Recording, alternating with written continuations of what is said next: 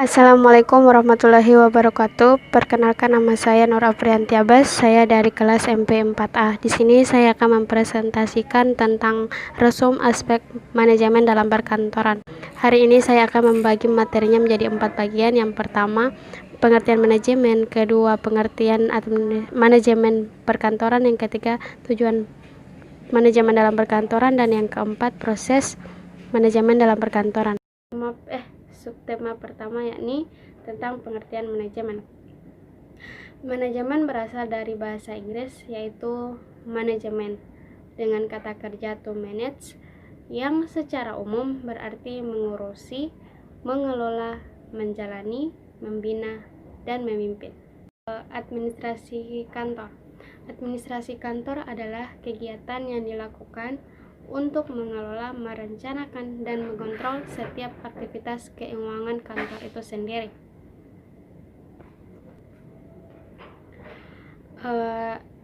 Subtema yang ketiga yakni menurut George Artery, manajemen perkantoran adalah perencanaan, pengendalian, dan pengorganisasian pekerjaan perkantoran serta pergerakan mereka yang melaksanakan agar tercapainya tujuan-tujuan yang telah ditentukan sebelumnya. Kemudian tujuan manajemen dalam perkantoran itu sendiri yakni untuk mencapai hasil pekerjaan kantor secara efektif dan efisien. Administrasi kantor dapat dinyatakan sebagai kekuatan yang tidak berwujud, yang merencanakan, mengarahkan, serta mengawasi aneka macam hal sehingga dicapai sasaran perusahaan. Mengapa administrasi kantor dapat dinyatakan sebagai kekuatan yang tidak berwujud? Sebab berdasarkan hasil penelitian, administrasi kantor ini membuat atau dapat menganalisis bagaimana kantor itu bisa berjalan secara benar atau efektif dan efisien. Kemudian dalam hubungan ini yang dimaksud dengan penanganan adalah pengumpulan, pencatatan, dan pendistribusian atau penyimpanan data informasi. Dari berbagai rumusan mengenai manajemen perkantoran, jelas terkandung di dalamnya meliputi rangkaian kegiatan seperti tata penyelenggara, pelaksanaan secara efisien, pengendalian, pengorganisasian, serta pergerakan dalam perusahaan. Manajemen perkantoran dapat dinyatakan berhasil apabila semua karyawan atau SDM-nya melaksanakan semua peraturan-peraturan yang telah ditentukan oleh perusahaan itu sendiri. Apabila peraturan dari perusahaan itu tidak dilaksanakan secara baik atau efektif, tidak berjalan secara efektif, maka perusahaan itu akan pincang. Nantinya ujung-ujungnya pasti bangkrut. Sebab itulah diadakannya atau diciptakannya tentang manajemen perkantoran itu sendiri. Sebab berasal dari manajemen perkantoran itu, pemimpin bisa memanage atau bisa mengatur bagaimana proses jalannya perusahaan itu menjadi lebih mempunyai tatanan yang baik serta mempunyai efektivitas atau kreativitas dari SDM itu sendiri. Manajemen perkantoran di sini dituntut untuk bagaimana SDM ini atau para karyawan yang ada dalam perusahaan mampu bekerja secara efektif, di mana bisa membagi waktunya secara benar, mengarsipkan data-data secara benar dan teratur, kemudian mengumpulkan data-data yang benar dan efisien akuratannya.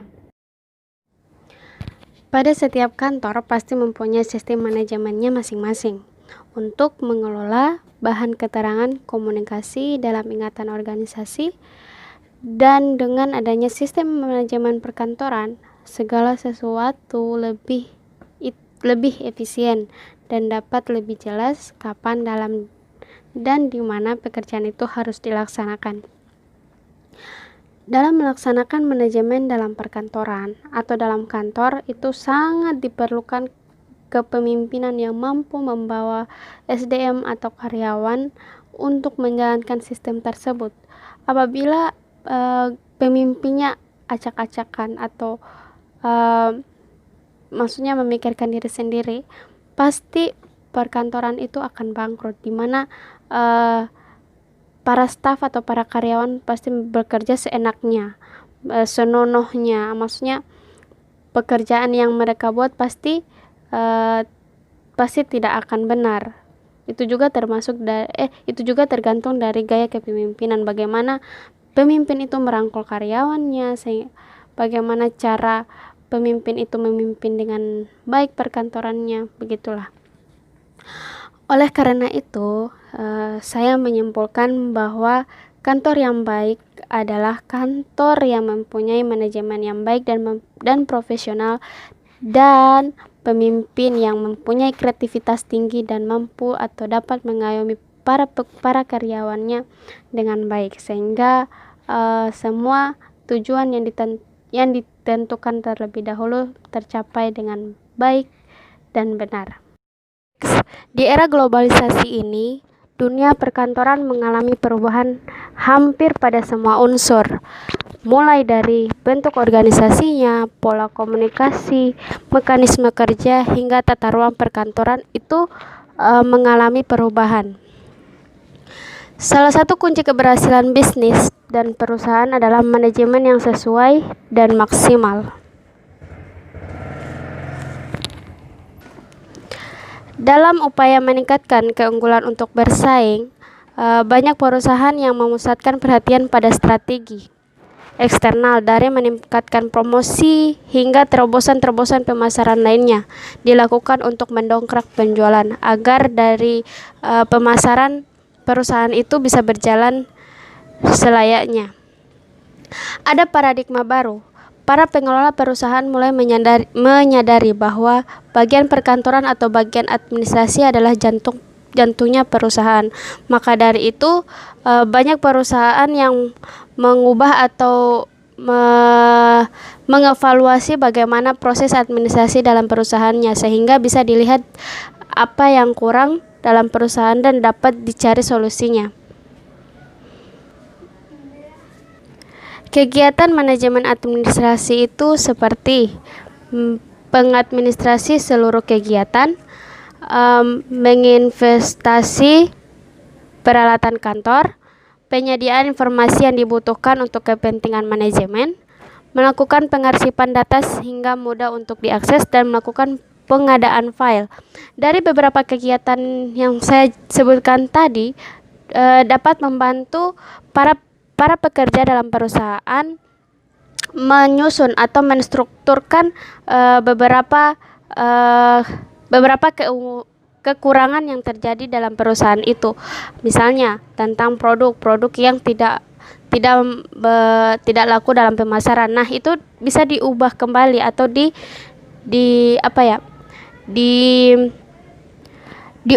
diolah kembali untuk kemudian untuk membuat